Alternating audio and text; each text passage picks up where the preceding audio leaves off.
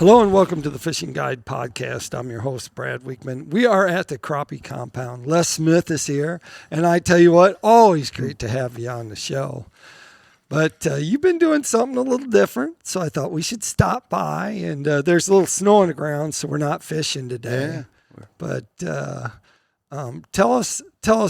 This is what you've been up to, isn't it? You and Churchill. Yeah, we kind of pulled one on everybody this year, man. They were out there just. All my buddies said, "Can I believe that they see me out there doing something other than power trolling?" But, right. They didn't know that I was power trolling with these planer boards, and we didn't let the cat out of the bag to kind of later on in the year, and I think most people kind of figured it out, but. My buddy Jim Churchill came in last year, and I think it was just about the Grizzly Sore Lip Mall getaway that he came down, and he said, "I'm going to show you something." And he blew me away. I'll be honest with you, he was out there catching big old fish, and we were catching a few, but we didn't catch quite as many as he did. And but he was using these planer boards, and he was basically doing the same concept of power trolling under the planer board, and I never had any idea you could do that. I thought, well, why would I want to run a planer board when I can just long line? Right. Or I can thinking it'd be too complicated. Yeah, too complicated. When you get a fish on, what are you going to do? How many boards can you put out? Right? Oh yeah. I mean, everybody, and a lot of people still say, "Oh man, it's just too much work and too complicated." But you got to figure it out, and it's a lot of trial and error, and lots of times you can figure out, just get it out there and start playing with it. You can kind of figure out some way to make it easier and simpler and do that sort of thing. And but what we were doing, we were just simply taking the power trolling rigs that we're running on the front, using the B&M power trollers, and we just basically took the same rig setup and put it on our planer board. So What really amazed me is on a day with a little chop on the water, a little windy, and if anybody knows Sardis, Enid Lakes, it's windy. I mean, if they say 5 mile an hour, it's 10, 15. They never get it right. So, I mean, when you got a little chop on the water, these things are just deadly because it gets them out away from the boat. There's not any chop. I think, those fish, you can kind of see them on the live scope when you get a little bit closer to them. And even though I got 18-foot power trollers out there, right, I'm way out there with those things trying to get an edge. But you'll see those fish. Sometimes they'll just go straight down, move out, do whatever, just go off the screen. And next thing you know, you look out there at one of these planer boards, and that little flag is just going down. Going down. Yeah. And so have you always used? Did he leave the ones with the flags, or have you used some without the flags? No, everything I learned on was with a flag, and we like it. We got used to it this way. Jim kind of trained us on it. All right. And it's just one of those things you can try to get too far away from what somebody's trying to teach you, right. and it wasn't any use doing that. Me, I kind of like to play with things a lot, and I want to change this, change that, and Jimmy kind of chastised me a little bit, but we got it right. Sometimes you have to do that, get people from stop. So let's talk about the anatomy. There's a port side and there's a starboard side way of hooking these up. So when you get them, you can order starboard or port, I believe, on those. And so when you get the boards, tell us about the very front. Now maybe Jim changed the front clip on this. We did, the original. And it may not be necessary. Jim just changed these out for me. But I love this clip because of the way it's designed. And when you stick that line in there and you just snap it just like that, there's no way that line's coming out of that, because that little piece right there kind of goes down in a groove right there. So it has kind of a pin, so it's not going to snap. The line's not going to snap out of it. Right. Yeah. Right. And so I like those, and they just turn it, and it opens right back up, and you can see the little pin right there that kind of goes down and locks it in. So that's an accessory. That if you're going to go out and buy those rigs. The original clip does work, though, because I use the original clip. We just don't use as much like weights that you're using. Right. We're using free lines on them, so not weighted lines on them where we're at. And I don't know if it's necessary. Like I say, I like them, and Jim taught me how to use them, and I like them. So that takes us back towards the back of it. Yeah, here. and you got a little pull pin right here, and it's basically all you do. And that's, you're going to run your line, you're going to pull it up, and that goes down in here. You just put your line through there, and then let it fall into place. So it's locked here, it's locked there. Yep. And then this is going to hook onto your line back behind it a little bit. Yeah. And what you're going to do is make a little loop. What we call How big a loop are you making? Not very big at all. I'm going to say maybe that big around or so. Okay. Just make About a loop. 6 inches a line. Yeah, probably so. And stick it on there. So what happens there? You got a little slack in your line to pull that flag. Yeah. And so when a fish hits it, it's going to pull that flag down. And if you don't have the slack, then your flag doesn't go down. That's right. So you have to teach people as they get in your boat how to use these, don't you? That's right. That's right. They're pretty simplistic, though, right? Yeah. Except for some of those guys you get in your boat, it's probably harder to teach them. Nah, these boys in Mississippi are a little hard-headed, but but no, we figured it out. And once you kind of learn it, one of the things I think a lot of people do, and everybody that I saw do it. Jim even does it. He takes the board off when he catches fish. Right. So he reels it up to wherever the board's at, and he pops the board off and takes it off. We got to the point where we were trying to make it easy, changing up a little bit. Right. And we never take them off anymore. We just, the person with the rod just walks up to the front of the boat, and we just net the fish on the back. And so all we have to do is just drop, you just rotate your rods and drop that one out on the inside, and it just goes back and falls right into place. And as long as you remember your stagger, right. Which that was some things we had to learn. You may start out at 50, maybe 75, maybe 100, 125 with 4. So you spread them out like a flock. Yes. As a bird, like V. Yeah, they're all going to be running kind of like this, coming down the lake. And you want some stagger out there. Yeah. And generally, lots of times too, you can see the board out of place. Right. And we had just over time learning how to do that. You look out there and they're kind of all lined up in a row, and all of a sudden one falls back. It may not pull the flag back at times. Sometimes it doesn't. Right. But if it's out of place, you better check it. You got a fish on it. And And the reason why you can walk to the front of the boat and net the fish, even though it's got a 3-ounce weight, is because of the speed that you're going? Well, we're, all summer long, we were power trolling, so we were running at 1.7 miles an hour. Right. And then we had a 3-ounce weight that with a 5-foot leader set up. Right. And just below it. And it's kind of cool. And people, when you first set and try to explain to them what you're doing, they don't quite get it. But it's power trolling with a planer board. If you have to think about this planer board as being your rod tip. So, and when Jim said that, it clicked with me. I'm thinking, I understand what he's doing now, because if I'm on the front, I'm power trolling, I got my line counter reel, and I'm tuned in to where I'm catching fish, and I'm looking at fish in the water column on the live scope, and I see that I need to be 30 foot down off the rod tip with my weight. So when I reel my weight all the way up and I drop down line counter 30 feet, I just do the same thing on the back. So with a line counter reel, you just let out 30 feet of line. You still got the same power trolling setup right there. And then you hook the planer board on. So it is the rod tip.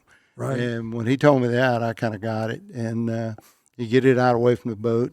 And it's pretty amazing. There's times when I look up and the front's just whacking it and the back's not doing a whole lot. And then there may be times I look up and I'm thinking, oh my God, they're just killing it back there. And if you ever do it, it's really cool, and it catches fish. And just kind of forget about what people think about there's the work involved in it, because it's more fun than it is work by the time you start catching fish. So. And so he's taking them out. So talk a little bit about the speed. The speed you're going, how's that important? Is that is that inciting the crappie to bite, or do you think it's a reaction bite or hunger bite, or what are you getting when you're power trolling? Well, in the summertime and power trolling, that's the reason I love power trolling. It's fast and furious. Right. It's put her in the wind. It's some of the things that we say all the time and over the years. Are you going with the wind? Reaction bite. You're not going I like to go with the wind 90% of the time. All right. If it's not a whole lot of chop on the water and that sort of thing, turning around is not a big issue. But if it's a lot of chop, I may run a line and roll everything up, run back up, drop back out, and run that same line again with the wind. Right. So I do generally like going with the wind. Okay. But down here, and some some people just have to play with the speed. The fish are going to tell you what they want. I mean, people, Right. they're going to tell you just like a bait. They're going to tell you what they want. They'll tell you what color. They're going to tell you what they're looking for. Just get it out there. And but what we're doing is basically you just get the rig out there, and then I generally am running anywhere from 1.5 to 1.7. Right. And there's times I may speed up just a little bit faster than that, but 1.7 is probably the go-to. I can set that remote on a 1.7, and I can catch fish all day long. It's all reaction. I can watch on power trolling. I can watch coming up on fish, and it look like you're going to go buy one, and boy, that fish just turns and hits it. It's all reaction bite. So, and we're talking about Sardis Lake down here in Mississippi. So tell us a little bit about the reservoir. If people haven't been here, how old is it? Is it relatively old? And how about what's left for cover and structure? If they were out fishing, what could they kind of expect? Well, Sardis Lake is the largest lake of all. So, of the big four. Of the big four, which is really big three now. Yeah, because one of them's not a lake. Yeah. They haven't started filling that back up. Not yet. All right. Probably going to be 10, 12 years. Wow. Before that thing gets back. That was my favorite lake, and had some monster fish in it. And absolutely the best lake in the country. Some people would argue that with Grenada. Right. But Arcabutla was cool. But Sardis Lake is a big lake. And you just have to kind of pay attention to water levels. And I think once a person kind of gets into figuring out where to be on the lake with certain water levels, you can kind of figure it out. As they keep pulling water down on into what right now, you just barely can put in at one ramp. And that's Engineers Point, because they pull that lake down so much in the wintertime. And it kind of congregates all the fish from just about what we call a Clear Creek area up the lake, which would be west. So basically you fish in a pocket down there this time of year. Now, rule of thumb with Sardis Lake is follow the water. When spring water, when it starts filling back up, you just head east. Really? And those fish are going to, I do primarily all of my fishing from, basically from Toby east. And it's a lot of stick-ups, a lot of timber, a lot of structure. People put a lot of stuff out up through there too. But the big old fish, in my opinion, are best fishing in the spring is that way.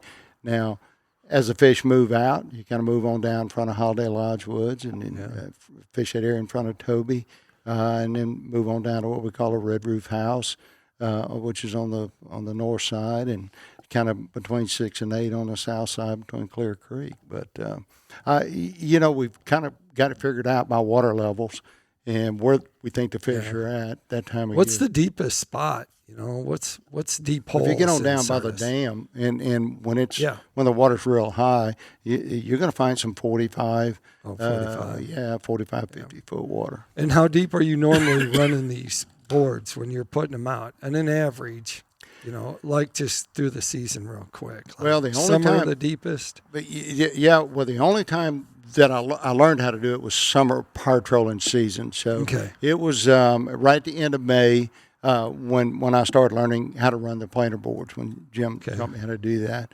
So that got you into a period of time where there was thermocline. Yeah, you can Right. look on. Yeah. You'll look on your screen. You'll find that thermocline. Those fish are always going to be just above it. But Right.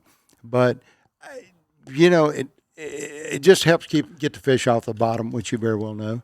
Right. But that time of year, we were having to go deep. When you Right. get into the end of May, June, July, August months, those hot months, a lot of those fish have moved on down, and they're down there about 18, 20 foot deep.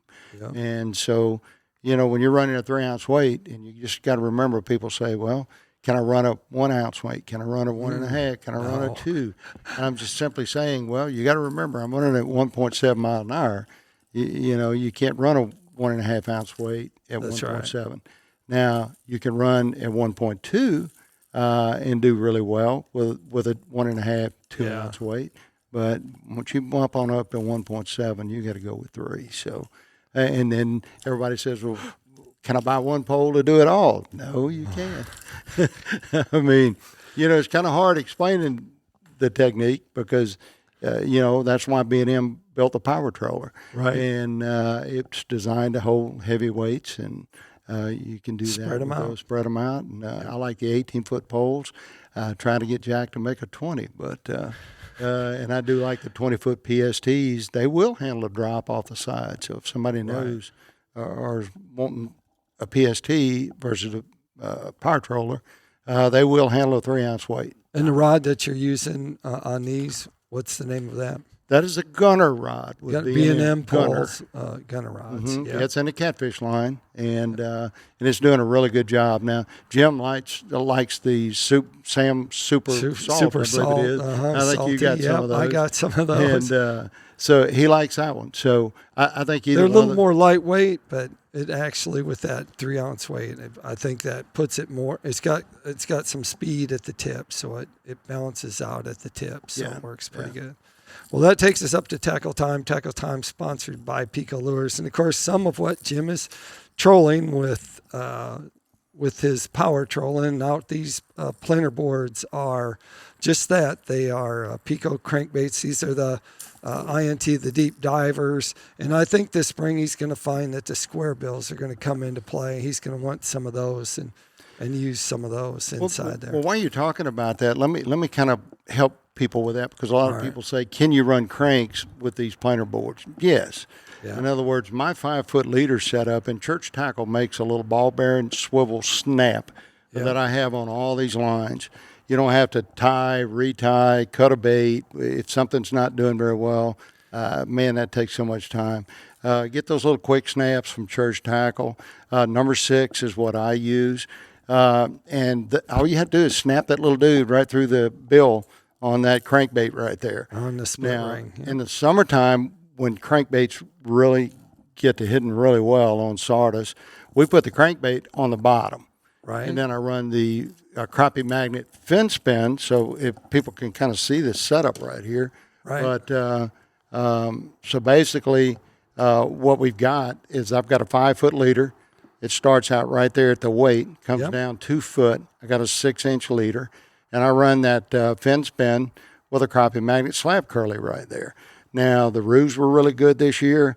The hammer, I ran the hammer some and done really well with it. And then on the end, you can run double fin spin rigs, but that's where you've been lots of times right been there. putting the crankbait on the very the crank- end and then having a bait in the front, a teaser in the front. Yes. And you will just kill them on those Picos. Yeah. They're great baits down here. They're the right size and great colors, man. 42 of them. Yeah. Every color you want. Yeah. I'm sure there'll be more. They're great. But anyway, you can check out the PICO Lures at picolures.com. Hey, if they want to find out more about you, Les, where would they go? Social media? They can go to my power trolling page, Power Trolling for Crappie. They can go to Crappie Compound Adventures. Yep.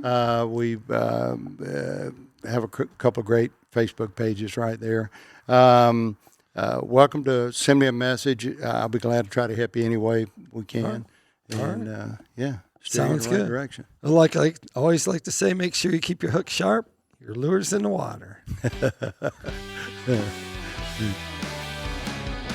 You're going to have to bend your ones back because the fish have wore this one out. The hooks are all bent out on this splatterback. Look at that. Let me tell you something. I don't think this one wouldn't even hold the fish anymore. You'd be